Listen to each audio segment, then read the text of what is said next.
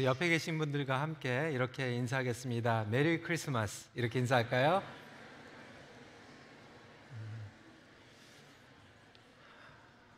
저희가 25일 셀러브레이션 서비스로 또한 모이지만 그래도 오늘 성탄 주일로 예배를 드리기 때문에 함께 또 축하하고 서로를 축복하기를 원합니다. 오늘은 성탄 메시지로 인생의 터닝 포인트라고 하는 제목으로 말씀을 나누도록 하겠습니다. 예수님의 탄생은 이 땅의 터닝 포인트가 되었습니다.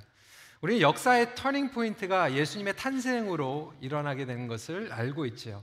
그 BC와 AD가 나누어진 것도 예수님의 탄생을 기준으로 터닝 포인트가 온 것입니다. 이렇게 온 인류의 터닝 포인트뿐만이 아니라 그분을 구세주로 영접한 우리 인생에도 예수님께서는 터닝 포인트를 주셨습니다. 인생의 목적과 의미가 바뀐 것입니다. 방향과 우선순위가 바뀌게 된 것입니다.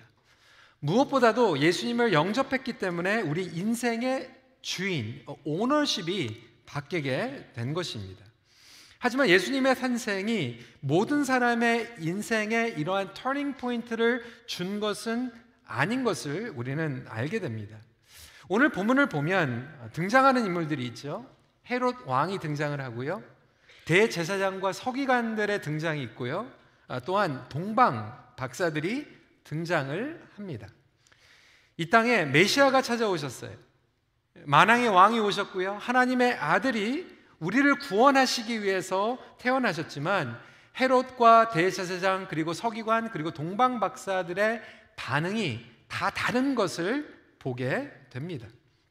마찬가지로 예수님께서 이 땅에 찾아오시고 우리를 만나 주시길 원하시는데 이곳에 있는 우리의 반응도 이렇게 다를 수 있다라고 하는 거예요. 그렇다면 이들은 어떠한 반응을 보였을까? 세 가지로 나눠보면 resisting, 그렇죠? 그리고 두 번째로는 recognizing인데 머리로만 recognize 하는 것이고, 세 번째로는 redirecting을 한 것을 보게 됩니다. 이것을 순서대로 함께 나누도록 하겠습니다. 첫 번째로 resisting은 무엇을 의미하냐면 터닝 포인트를 두려워하는 유형입니다. 먼저 헤롯 왕이 보인 반응입니다. 그는 유대인의 왕이 태어났다라고 하는 소식을 듣고 당황했어요. 무슨 얘기냐? 내가 유대인의 왕이 아니냐? 아마 그 순간에 많은 생각이 그의 머리를 스쳐 지나갔을 거예요. 사실 그는 유대의 왕이었지만 순수한 유대인의 혈통은 아니었습니다. 그는 에돔 사람이었어요. 에서의 후손이었죠. 그런데 그는 돈이 많았고요, 그 막강한 돈과 연출로 인하여서 이 유대의 공주와 결혼해가지고 로열 패밀리에 장가를 온 거예요. 거기다 돈이 워낙 많다 보니까 로마 정권의 아부를 해가지고 청탁하여서 드디어 유대인의 왕의 자리에 오르게 된 사람이었습니다. 그러니까 늘 그는 불안했어요. 왕으로서 불안했기 때문에 사람들을 돈으로 살려고 했던 거죠. 그래서 그 당시에 없었던 무너졌던 헤롯 성전을 져가지고 아주 화려하게 성전을 짓고 사람들의 인심을 사고자 노력을 했습니다. 이렇게 철저히 자신의 힘과 돈, 노력, 타협으로 힘들게 왕의 자리까지 올라갔던 인물이었던 것입니다. 여러분, 우리 삶 가운데서도요, 이 헤롯과 같은 의지와 노력으로 자리에 올라간 사람들 많이 있잖아요.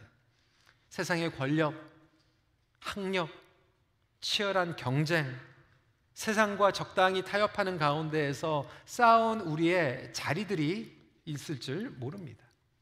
헤롯은 그렇게 생각했을 거예요. 어떻게 쌓아온 자리인데, 어떻게 내가 여기까지 올라왔는데, 유대인의 왕이 태어났다라고 하는 것은, 인생의 왕으로 찾아오신 예수님의 소식은 헤롯에겐 결코 반가운 소식이 아니었습니다. 위협을 받았던 거예요. 속으로는 불안했어요. 하지만 겉으로는 태연한 척 답변은 아주 잘합니다.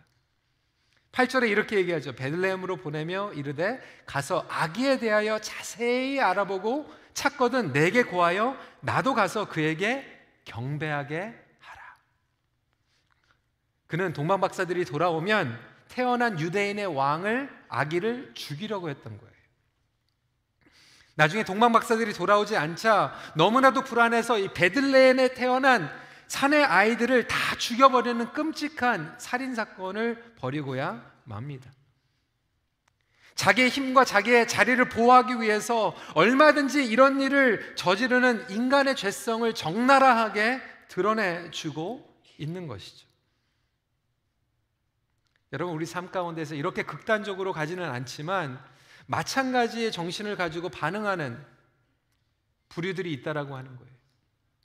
만왕의 왕 예수님께서 우리의 삶 가운데서 찾아오셨을 때 우리가 힘과 노력으로 학력으로 정말로 끈질기게 타협하면서 이뤘던 나의 자리에 그 주인은 나였는데, 내가 왕이었는데, 내가 오너십을 가지고 있었는데 예수님께서 우리의 삶 가운데 찾아오신다라고 하는 것은 그 오너십, 그 왕의 자리를 내려놓는 거기 때문에 위협을 받는 삶의 자리가 있다라고 하는 것이죠.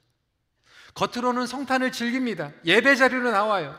하지만 내면에서는 진정한 크리스마스의 의미, 예수님을 예배하는 삶을 거부하는 헤롯과 같이 반응하는 사람들이 있다라고 하는 거예요.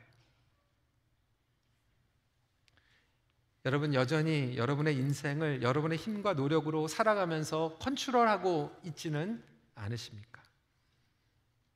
혹시 예수님을 밀어내는 삶의 영역이 있지는 않습니까? 내 힘으로 들어간 학교야, 내 힘으로 들어간 직장이야, 내 힘으로 이룬 나의 시큐리티야.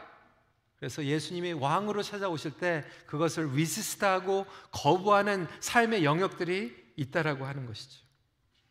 혹시 저와 여러분들이 성탄절을 맞이하면서 여전히 그의 말씀과 뜻을 밀어내고 있지는 않습니까?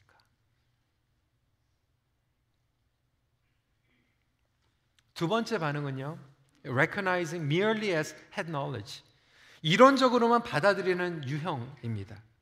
바로 대제사장과 서기관 같은 유형입니다. 헤롯 왕은 유대인의 왕이 태어났다라고 하는 소식을 듣고 나서 대제사장과 서기관들을 부릅니다. 성경에 나와 있는 메시아가 태어날 곳이 어디 있는지 물어보는 거예요. 그들은 서스럼 없이 바로 즉각적으로 대답을 알고 있었어요. 하나님의 말씀을 알고 있었고 하나님의 언약의 약속을 알고 있었던 것이에요. 5절부터 6절에 그들은 이렇게 대답합니다. 이르되 유대 베들레헴이오니 이는 선지자로 이렇게 기록된 바 또 유대 땅 베들레헴아 너는 유대 고을 중에서 가장 작지 아니하도다. 내게서 한 다스리는 자가 나와서 내 백성 이스라엘의 목자가 되리라 하였음이니이다. 그들은 하나님의 말씀과 약속을 지식적으로는 너무 잘 알고 있었어요. 바로 정답을 내어놨습니다. 하지만 저와 여러분들은 이 말씀을 보면서 이러한 질문을 하게 되죠. 그렇다면 왜? 그들은 정답을 알고 있었고 베들레헴의 유대인의 왕의 메시아가 태어난 것을 알고 있었는데도 불구하고 왜 그들은 정작 그곳에 가서 예수님을 만나고 예배하지 않았을까? 동방박사들은 그곳에 가서 예배를 드리는 그 시간에 대제사장과 서기관들은 정답을 알고 있으면서도 불구하고 왜 찾아가지 않았고 예배하지 않았을까? 본문은 그 이유에 대해서 정확히 설명하고 있지는 않습니다. 왕의 궁궐이 너무 편해서, 아니면 헤롯 왕이 무서워서, 그 이유는 우리가 알 수 없지만 분명한 것은 메시아 예수께서 이 땅에 오신 소식을 들었음에도 불구하고 그들은 지식적으로만 받아들인 채 현실에 만족하고 안주하며 타협하며 사는 삶을 선택했다라고 하는 거예요. 저는 오늘날 교회 다니는 제 자신과 많은 교인들이 이 부류에 속하는 것이 아닐까 생각해 봅니다. 우리는 말씀을 많이 접하고 지식적으로는 알고 있어요. 예수님께서 이 땅에 우리를 구원해 주시기 위해서, 우리에게 평강을 주시기 위해서, 그리고 제 삶을 주시기 위해서 오신 것을 알고 있어요. 예수를 믿는 우리의 삶이라고 하는 것은 성육신적인 삶을 살아가는 것이라고 하는 것을 지식적으로는 알고 있어요. 하지만 우리는 순종하는 자리까지 나아가지 못합니다. 우리의 편의대로 하나님께서 움직여 주실 것을 원해요. 우리를 위해서 하나님께서 맞추어 주시는 것을 원합니다. 하지만 우리의 삶이 조종되고 삶이 변화되고 안주한 곳, 이 궁궐, 우리가 편하게 있는 이 곳을 떠나는 것을 원치 않아요. 벗어나는 것 원치 않고 내려놓는 것을 원치 않습니다. 그러면서도 있는 자리에서 종교 생활은 꾸준히 해요. 있는 자리에서 형식적인 신앙생활은 유지합니다.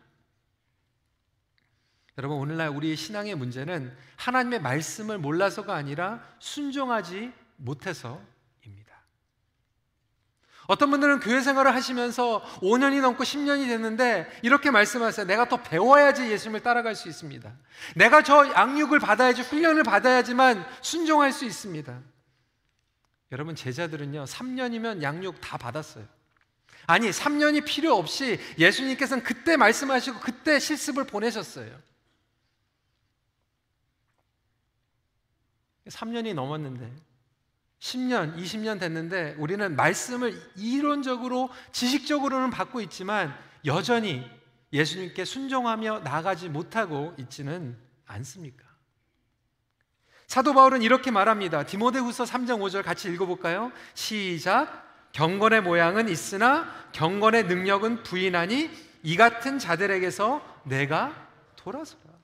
대제사장과 서기관들은 경건의 모양은 있었어요. 하지만 예수님을 만나고 경배하는 경건의 능력은 그들에게 없었어요. 오늘 교회 안에서 궁궐같이 편하게 경건의 모양은 있지만 혹시 우리의 삶 가운데서 예수님을 깊이 만나고 예배드리는 경건의 능력이 사라진 채 신앙생활하고 있는 우리의 모습은 아닐까요? 기도의 중요성은 알고 있지만 기도하지 않아요. 복음의 영향력을 흘러내보여야 될 것을 알지만 우리는 전도하지 않아요. 사랑하고 용서하고 관계를 회복해야 되는 것을 우리는 알지만 먼저 다가갈 마음은 전혀 없어요. 간접적으로 좋은 간증들은 많이 듣죠. 수많은 간증들, 설교들은 수도 없이 많이 들었지만 정작 내 삶 가운데서는 그런 간증과 그러한 터닝 포인트가 사라진 지 오래예요. 터닝 포인트라고 하면 이것은 이미 과거형이 되어버린 신앙생활. 여러분, 2019년도 우리가 마무리하는 한 해입니다. 여러분들에게 2019년도에 혹시 터닝 포인트가 있었습니까? 여러분들의 신앙이 정말로 업그레이드되고 변화되는 그러한 계기가 있으셨습니까? 아니면 여러분들에게는 터닝 포인트는 20년 전의 과거 얘기야. 그때가 참 좋았지. 메모리로 남는 신앙생활을 하고 있지는 않습니까? 혹시 예수님을 새롭게 깊게 만난 지 어느덧 세월이 흘러가 버리고 오래된 이야기로 신앙생활을 유지하고 있지는 않습니까? 세 번째 반응은 어떠한 반응이죠? Redirecting 반응이죠. 여정의 방향이 바뀌는 유형입니다. 바로 동방박사와 같은 유형이었어요. 여러분, 동방박사는 정확히 누구인지 우리는 알 수 없어요. 분명한 것은 그들은 유대인은 아니었어요. 하나님의 말씀을 대제사장이나 서기관들처럼 알지도 못했어요. 어떻게 보면 오늘 본문에서 헤롯과 대제사장, 서기관들보다 더 아웃사이더였어요. 바깥에 있는 사람들이었어요. 분명히 드러나는 것은 그들은 메시아로 오신 예수님을 만났고 그분을 예배드렸고 그들의 인생의 여정의 방향이 바뀌었다라고 하는 거예요. 그들은 예수님의 탄생을 통하여서 터닝 포인트가 일어났어요. 그것을 경험했어요. 이렇게 놀라운 축복을 경험한 비결은 무엇일까요? 첫 번째로 그들은 말씀의 인도하심에 따라 여정의 방향을 바꾸었습니다. 2절 말씀 같이 읽어볼까요? 시작. 유대인의 왕으로 나신 이가 어디 있느냐? 우리가 동방에서 그의 별을 보고 그에게 경배하러 왔노라. 그러니까 이 동방박사들의 이 얘기를 들어보면 처음부터 메시아를 예배드리기 위해서 여행을 떠난 것은 아니에요. 어떤 목적인지 어떠한 방향으로 가는지 우리는 알 수 없지만 다른 목적과 방향을 가지고 있다가 별을 본 거예요. 그리고 메시아가 태어났다라고 하는 그 소식을 듣고 그들의 방향을 바꿔가지고 인간적인 생각에 왕이 태어났으니까 궁궐에서 태어났겠구나 생각을 하고 예루살렘 궁궐로 찾아갑니다. 그들의 여정의 행선지 목적을 바꿨어요. 어렵게 찾아갔는데 그곳에는 아이가 태어나지 않았어요. 헤롯이 대제사장과 서기관들을 불러가지고 하나님의 약속의 말씀을 듣고 베들레헴에서 태어났다는 얘기를 듣고, 여러분, 그들은요 불편했어요. 돌아서 예루살렘까지 왔는데 다시 돌아서 베들레헴까지 갑니다. 가까운 거리가 아니었어요. 하지만 그들은 중도에서 여정을 포기하지 않았어요.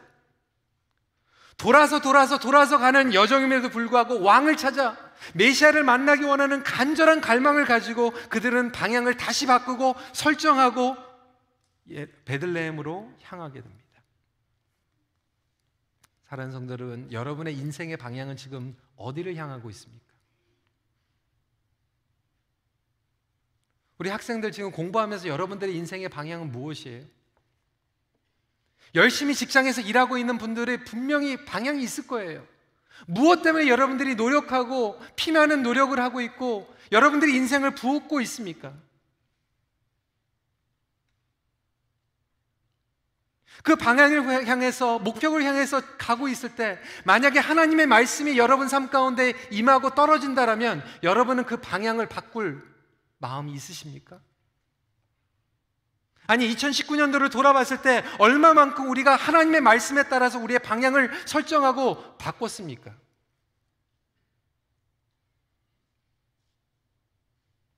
때로는요, 우리가 비즈니스의 방향도요, 하나님의 말씀에 따라서 바꿔야 되고요, 우리의 관계의 다이나믹도 하나님의 말씀에 따라서 바꿔야 되고요, 내가 10년, 20년 생각하고 설계한 것도 하나님께서 말씀하시면 방향을 바꿀 수 있는 그런 자세가 우리에게 있을까?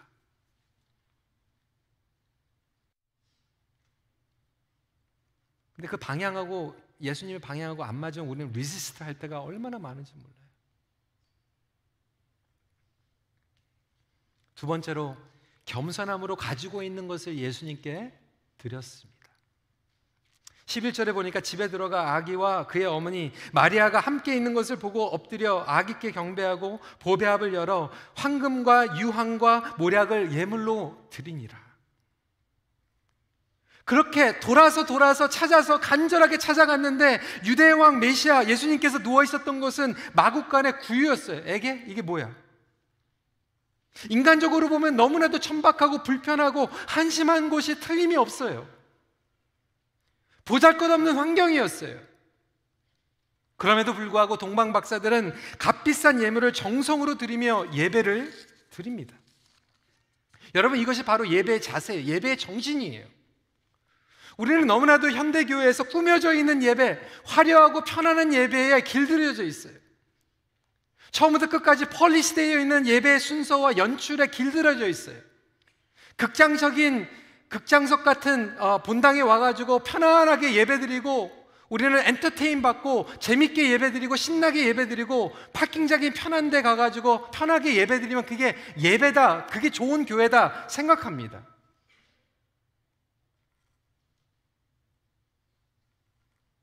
여러분, 동방 박사들이 드린 예배는요, 천박한 곳에 말도 안 되는 형편없는 그 환경 가운데에서 예배를 드렸어요. 예배는 내가 무엇을 얻기 위해서 드리는 예배가 아니라 내가 가지고 있는 모든 것들을 주님 앞에 내려놓기 위해서 드리는 예배예요. 그것이 예배의 정신이고 예배의 자세입니다.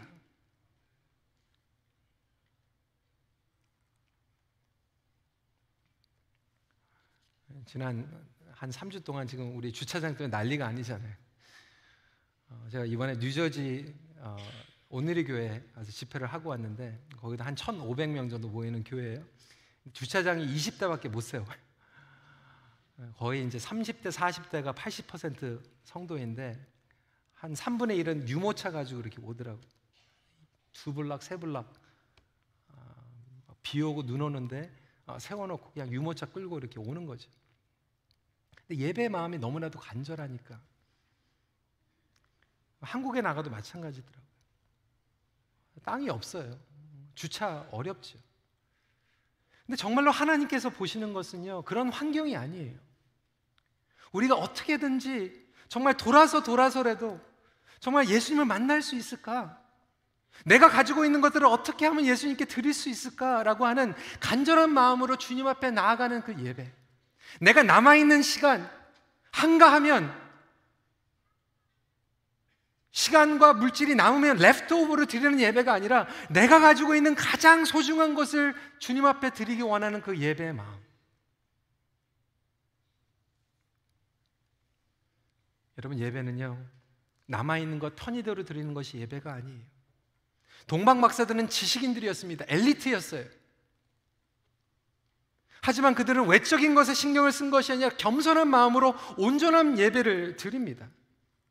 여러분, 겸손이 무엇입니까? 우리는 겸손을 이렇게 생각해요. 저 못합니다. 저 가진 거 없어요.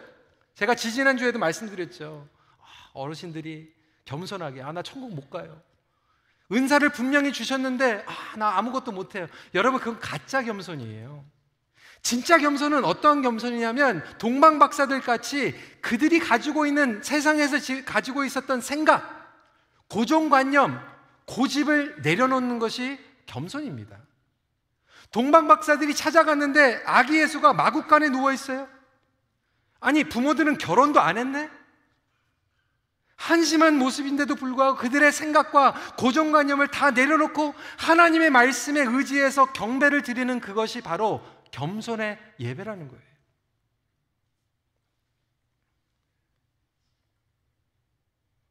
세상에 쌓은 성공 주님 앞에 내려놓는 게 겸손이고요, 세상에서 우리가 얻었던 실패와 상처조차도 주님 앞에 내려놓는 것이 겸손이에요. 하나님, 내가 이렇게 실수했습니다. 내가 이렇게 상처를 가지고 있어요. 내가 이렇게 아픕니다. 실패했어요. 하지만 주님 안에서 해결받을 수 있습니다. 이것이 겸손이에요. 내가 자꾸 스스로 만회하려고 하는 것은 겸손이 아니라 교만입니다. 혹시 우리가 잘못된 생각과 고정관념 때문에 예배, 기도의 자리로 나오지 못하고 있지는 않습니까? 세 번째로 리디렉팅이라고 하는 것은 세상이 아닌 하나님의 음성에 순종하는 겁니다. 12절 말씀 같이 한번 읽어볼까요? 시작. 그들은 꿈에 헤롯에게로 돌아가지 말라 지시하심으로 받아 다른 길로 고국에 돌아가니라. 그들은 예수님을 돌아서 찾아갔어요. 그리고 예배 드렸어요. 그리고 나서 이제는 하나님의 음성을 듣기 시작합니다. 헤롯은 분명히 얘기했어요. 나에게 와라, 알려줘라. 그렇지만 동방박사들은 헤롯의 왕의 말을 듣지 않고 다른 길로 갑니다. 그들의 여정의 방향과 결정하는 기준과 가치관이 바뀌어져 버린 거예요.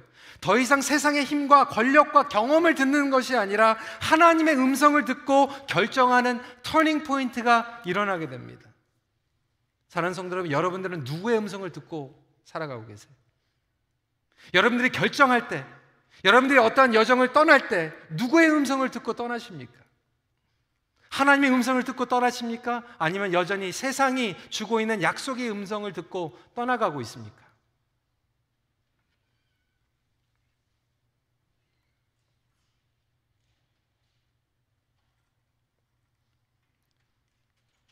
이렇게 다르게 반응하는 이 모습들이요, 우리 삶 가운데, 일상생활 가운데서 여전히 일어나고 있어요.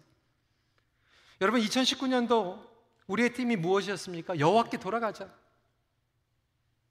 하나님께서 관건적으로 우리를 만져주시고 회복시켜 주시길 원하는데, 그러한 여호와께 돌아가자라고 하는 메시지를 수도 없이 매주마다 들었는데도 불구하고 어떤 경우에는 그것을 리지스트하고요, 돌아가면 내가 바뀌어야 되는데, 돌아가면 내가 용서해야 되는데, 리지스트 하시는 분들이 계시고, 어떤 분들은 그것을 머리로만 그래 알아 지식적으로만 받아들이는 분들이 있고요, 어떤 분들은 정말로 여호와께 돌아가고 삶의 회복이 일어나고 여러분들의 가족과 여러분들의 꿈과 여러분들의 기도 제목이 여호와께 돌아간 터닝 포인트를 경험하신 분들이 있을 거예요. 여러분, 내년도가 2020입니다. 새 일을 행하시는 하나님이에요. 저는 여러분 얼마나 기대가 되는지 몰라요. 하나님께서 내 삶 가운데, 우리 가정 가운데, 우리 교회 가운데 정말로 새로운 일을 행하실 하나님을 기대합니다. 우리가 리더십들과 함께 나누면서 얼마나 익사이드 되는지 몰라요. 특별히 2020은요, 새해만 시작하는 것이 아니라 우리 큰빛교회가 2030 비전, 다음 10년을 준비하면서 힘차게 예배하고 기도로 나가는 그러한 시간입니다. 벌써부터 어떤 분들은 기도하기 시작했어요. 새 일을 행하시는 하나님 기대합니다. 어떻게 하면 내가 새 일을 경험할 수 있을까요? 근데 어떤 분들은 그 얘기 들으면서 뻔한 거지 뭐. 나는 새 일을 싫어. 나는 그냥 머물고 싶어. 내가 왕이야. 내가 주인이야. 이렇게 반응하시는 분들이 있다라고 하는 거예요. 특별히 2020 시작하면서 우리가 20일 기도 캠페인 합니다. 송구 영신 예배부터 1월 19일까지 20일로 특별 기도 캠페인을 합니다. 하나님께서 우리 큰빛교회를 통해서 어떻게 새 일을 행하실까? 기대하고 각오하고 모입니다. 근데 제가 이렇게 딱 발표를 하니까요, 이것도 반응이 다 달라요. 어떤 분들은 저한테 딱 오셔가지고 목사님 안 됩니다. 옛날에 웩스데이하고 달라요. 여러분 렉스데이하고 여기하고 10분 차이밖에 안 나는데 왜 그렇게 다른가요? 어떤 분들은 그거 하면 좋지만 별다른 게 있나요? 어떤 분들은 정말로 20일 동안 우리 가족이 나와서 함께 기도하고, 저는 멀리 살지만 정말 생방송이라도 해가지고 같이 기도하겠습니다. 방법을 찾고 헌신하고 이런 분들이 계세요. 기도뿐만이 아니라 여러분 우리의 삶 가운데서 마찬가지예요. 오늘 성령께서 여러분들에게 관계의 터닝 포인트를 가져다 주시길 원합니다. 다가가라. 용서해라. 혹시 여러분들 리지스트 하고 계십니까? 머리로만 받아들이고 계십니까? 오늘 여러분들의 관계가 리디렉트 되시기를 주님의 이름으로 축원합니다. 우리의 인생의 습관들과 죄의 습관들, 그 중독과 여러 가지 그 실패의 패턴들이 리디렉트가 일어나기를 간절히 소원합니다. 이 새 유형 부류들 가운데서 어떻게 보면 동방박사가 가장 메시아에 대해서 몰랐던 사람들이에요. 하지만 그들은 모든 것들을 내려놓고 예수님을 만났습니다. 교회에 내가 얼마나 오래 다녔고 지식이 많고 어떠한 직책을 가지고 있고 그것이 중요한 게 아니에요. 오늘 이 시간에 새롭게 나에게 다가오시는 예수님을 내가 만나고 터닝 포인트를 경험할 수 있을 것인가? 우리의 힘과 우리의 의지가 아니라 예수님의 은혜로 터닝 포인트가 찾아오게 된다면 그 주님 앞에 반응을 할 수 있는 우리 모든 성도님들 되시길 주님의 이름으로 축원합니다. 예수 안에서 터닝 포인트를 오늘도 경험하시길 갈망하십시오. 같이 기도하겠습니다. 오늘의 말씀을 저희들이 붙잡고 묵상하며 기도하는 시간 갖길 원합니다. 성도 여러분, 주님께서는 여러분들을 사랑하시고 여러분들을 만나주시길 원하십니다. 주님께서는 동일하게 여러분 삶 가운데 역사하시길 원해요. 문제는 주님께서 안 나타나셔가 아니라, 주님께서 역사하지 않기 때문이 아니라 우리가 혹시 헤롯과 같이 대제사장이나 서기관들과 같이 반응하고 있기 때문은 아닌지 생각해 보면서 이 시간에 혹시 우리가 하나님의 말씀을 밀어내고 여전히 내가 왕으로 컨트롤하고 있는 부분들이 있다면, 어떤 부분들은 내가 지식적으로 이론적으로 교리적으로는 알고 있지만 말씀을 이론적으로는 알고 있고 순종하지 못하고 실천하지 못하고 있는 그런 부분들이 있다면 우리 이 시간에 겸손한 마음으로 주님 앞에 그것을 인정하고 나의 삶의 방향을 리디렉트하는 결단의 기도를 잠시 하는 시간 갖도록 하겠습니다. 기도하시겠습니다.